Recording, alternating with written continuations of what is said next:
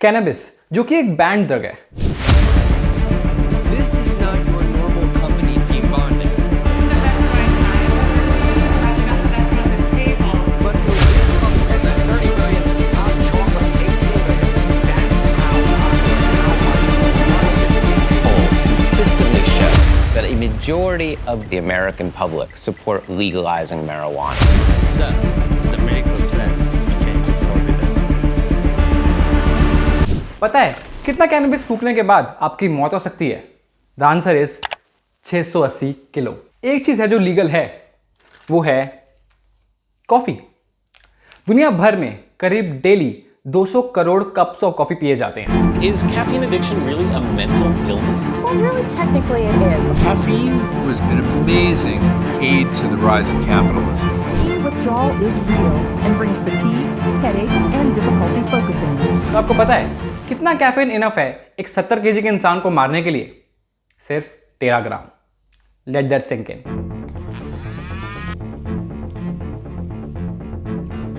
Cheers. Hey guys and welcome back to Sparshcastic. I welcome you to the brand new series That's My Question. यहाँ पे हर episode में मैं एक question पूछूंगा और उसका आंसर ढूंढकर आपको बताऊंगा। और आज के क्वेश्चन है हमारा, What is the most dangerous drug in the world and how do we find it? And that's my question for today.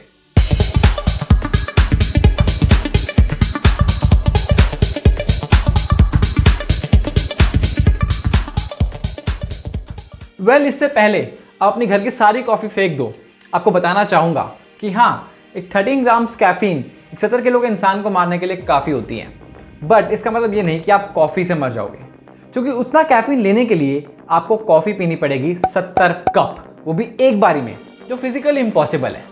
But आप ये डिसाइड कैसे करते हैं कि कौन सी चीज़ कितनी लीथल है, कितने ग्राम क्या खाने से इंसान मर सकता है?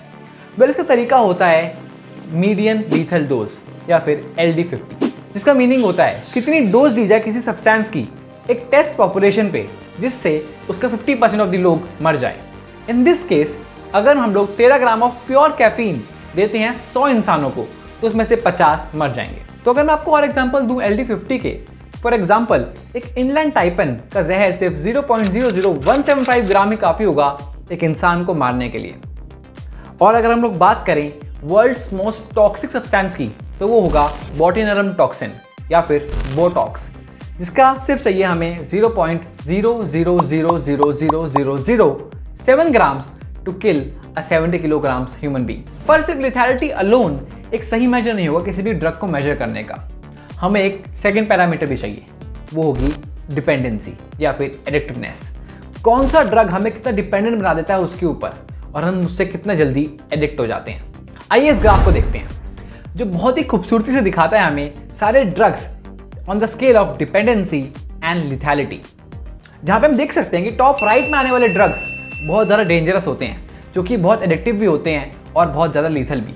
वहीं बॉटम लेफ्ट के ड्रग्स थोड़े सेफर होते हैं, जहाँ पे वो लोग कम एडिक्टिव होते हैं और कम लीथल भी। इसका मतलब ये नहीं है कि वो कंप्लीटली सेफ होते हैं, इसका मतलब होता है कि वो रिलेटिवली ज़्यादा सेफ होते हैं। But what makes a drug dangerous? क्या सिर्फ लिथैलिटी और एडिक्टिवनेस ही इनफ है किसी चीज़ को डेंजरस बनाने के लिए? आई थिंक नहीं, क्योंकि हमें अदर हार्म से भी देखना चाहिए। फॉर एग्जाम्पल, हो सकता है कोई ड्रग ज़्यादा लीथल ना हो, बट आपको फिजिकली ज़्यादा हार्म करे बीमारियों के रूप में या फिर फिजिकल पेन के रूप में, या फिर आपके सोशल लाइफ को ख़त्म कर दे, आपको बहुत ज़्यादा आइसोलेट कर दे या फिर डिप्रेशन में डाल दे, या फिर आपको इतना एडिक्ट करवा दे कि आप उसके बिना जी ही ना पाओ और आपको बहुत सारे विड्रॉल सिम्टम्स हो जाए। वैसे ऐसी स्टडी की थी रिसर्चर्स ने यूके में एक बार, जहाँ पे उन्होंने ड्रग्स को टेस्ट किया था इन 16 different parameters which included personal, social and psychological parameters, जहाँ पे हम ये भी देखते हैं कि हार्म इंडिविजुअल को कितना होता है जो ड्रग कंज्यूम करता है, और उसके आसपास के लोगों को कितना हार्म होता है उस ड्रग की वजह से। तो रिसर्चर्स ये क्लियरली शो करते हैं कि सबसे ज़्यादा dangerous drug to an individual is heroin. Heroin को इंट्रोड्यूस किया था 1898 के अंदर बायर्स एंड को ने, जिन्होंने इसको इंट्रोड्यूस किया था एज अ पेन रिलीफर and a cough suppressant. Well, ये बात सच है, हेरोइन जैसे ड्रग्स आते हैं ओपियोइड फैमिली के अंदर, जो ब्रेन के अंदर ओपियोइड रिसेप्टर से बाइंड कर जाते हैं, जो हमें पेन कम करने के, हमारी एंजाइटी कम करके हमें रिलीफ और रिलैक्स की फीलिंग देते हैं। बट कुछ घंटों बाद ही स्टार्ट हो जाते हैं विड्रॉल सिम्टम्स, जो आते हैं bone pains, muscle pain, nausea, vomiting. In fact heroin आपको इतना रिलैक्स कर सकती है कि वो लोअर ब्रेन स्टेम को भी रिलैक्स कर सकती है, जो कंट्रोल करता है मेन फंक्शंस लाइक हार्ट की पंपिंग और ब्रीथिंग। इसलिए बहुत सारे केसेस में हेरोइन के यूज से हमारी ब्रीथिंग स्लो या फिर कंप्लीटली स्टॉप हो जाती है, जिसकी वजह से अल्टीमेटली ओवरडोज से डेथ हो जाती है। वेल, हेरोइन अक्सर मिक्स करी जाती है कंपाउंड्स लाइक फेंटनिल, और फेंटनिल अपने आप में एक बहुत ही डेंजरस ड्रग है। इनफैक्ट अगर हम सिर्फ फिजिकल हार्म की बात करें तो फेंटनिल ही मोस्ट डेंजरस ड्रग है वर्ल्ड के अंदर, क्योंकि हेरोइन से भी अप टू 50 टाइम्स ज़्यादा पोटेंट हो सकता है, और वो बहुत ज़्यादा लिपोफिलिक भी होता है, यानी वो फैट्स और फैटी एसिड से बहुत जल्दी अटैच होता है, उनके थ्रू पेनिट्रेट कर सकता है। तो हमारे फैटी ब्रेन से वो बहुत ईजिली अटैच हो सकता है और बहुत ईजिली उसके अंदर पेनिट्रेट कर सकता है डीपली। बट ये इनफ नहीं है, क्योंकि हम कंसिडर नहीं कर रहे हैं सोशल फैक्टर्स जैसे कि violence, crime, accidents, deaths, economic damage, families का टूटना और of course depression, anxiety and other psychological factors.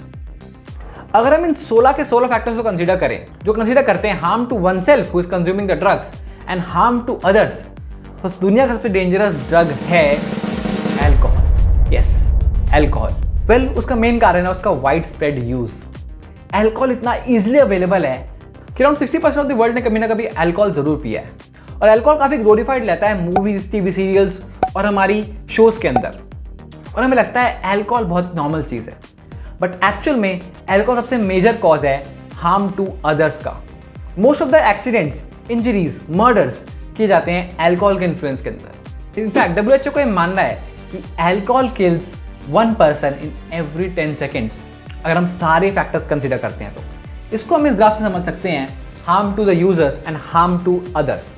यहाँ पे आप देख सकते हैं कि हार्म टू यूजर्स के अंदर हेरोइन ज़्यादा हार्मफुल है एक यूजर को, बट अल्कोहल ज़्यादा हार्मफुल है दूसरों को। इस ग्राफ में आप देख सकते हैं कि अल्कोहल का स्कोर हाईएस्ट आता है जब हम कंसीडर करते हैं ऑल 16 फैक्टर्स, और इसलिए अल्कोहल बन जाता है most dangerous drug in the world. ताकि ये रिसर्च स्पेसिफिक ना हो यूके में, इस रिसर्च को रिपीट किया गया था पूरे यूरोप के अंदर भी, और रिसर्चर्स ने सेम रिजल्ट ही फाइंड किए थे कि अल्कोहल ही है सबसे ज़्यादा डेंजरस ड्रग वर्ल्ड के अंदर। और इंडिया की बात की जाए तो इंडिया के अंदर भी एक रिपोर्ट ये कहती है कि about 65% of the crimes commit किए जाते हैं under the influence of liquor और नारकोटिक्स।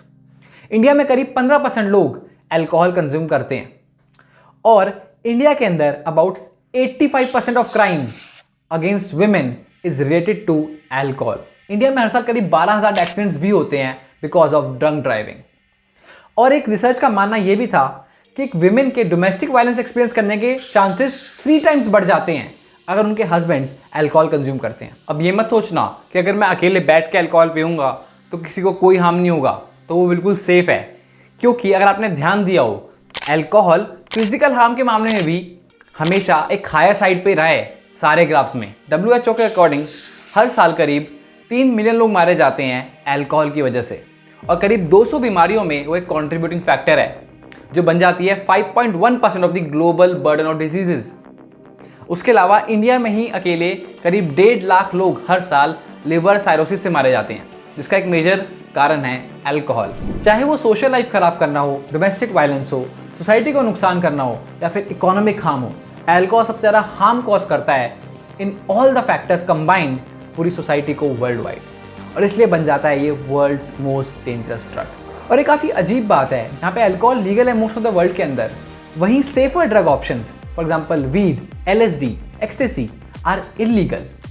इनफैक्ट अगर हम बात करें कि वर्ल्ड में सेफेस्ट ड्रग कौन सा है, तो वो होगा magic mushrooms. Yes, as you can see in this graph and many other studies prove that सबसे कम LD50 है मैजिक मशरूम्स का, और वो बन जाते हैं safest drug in the world, पर फिर भी वो बैंड रहते हैं। जब भी कुछ लोग ये मानते हैं कि ये बेटर ऑप्शन रहेगा लोगों को स्विच कराने के लिए from hard drugs to light drugs, वहीं कुछ लोग ये मानते हैं कि लोगों को और पुश करेगा ड्रग्स के अंदर। तो आखिर में मैं जानना चाहता हूँ कि आपकी इस बात पे क्या राय है?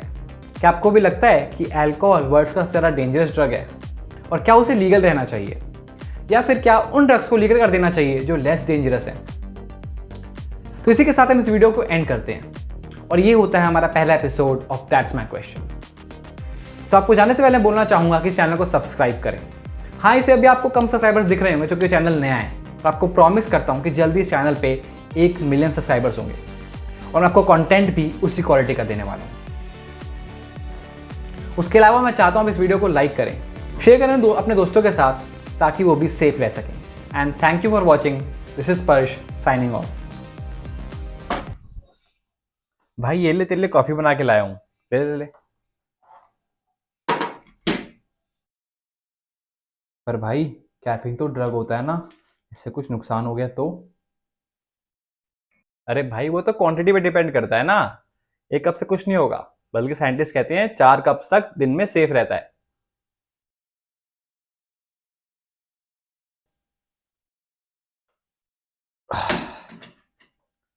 Thanks bro.